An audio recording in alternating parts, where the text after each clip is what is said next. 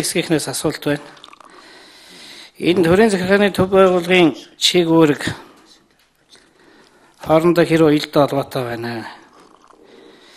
Энэ төрийн захиргааны төв байгууллагаас ирэн саналыг авсан уу та нар? Зүгээр хуулийн төслийг хараад байхад дандаа өөрөгжүүлсэн заалтууд маш их байна. Тэгээ хуулийн амин сүнс болсон урдсан сэргийлэх, соён гэгэрүүлэх, сурталчлан таниулах ийм ажлуудыг энэ хуулийн төсөлд хэр оруулж өгсөн бэ гэсэн ийм асуулт байна. За хэн хариулах вэ? Микрофон 2.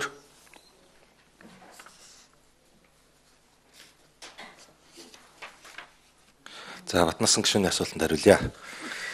Тэгэхээр энэ хууль маань өөрөө 2004 онд батлагдсан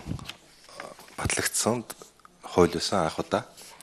За ер нь бол өнгөрсөн парламентын үед тэрнээс өмнө ч энэ хуулийг ер нь боловсруулангуй болгох шаардлага байна. Ялангуяа таны хэлсэнчлэн энэ төрийн байгууллагуудын, төрийн захиргааны байгууллагуудын одоо эрхлэх асуудал өөрөө их ойлгомжтой бус байна.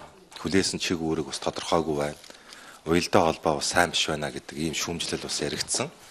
За төрийн бус байгууллагуудын зүгээс гэсэн энэ асуудлыг бол голчил тавьж ирсэн.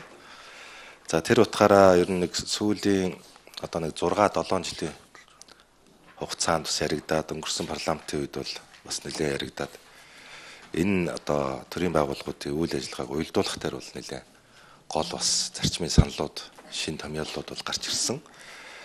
За хуулийн төсөл бол мэдээж өргөн баригдахдаа бол холбогдох бүх төрийн захиргааны байгууллагуудаас саналыг авч тусгаж өргөн баригдсан байгаа.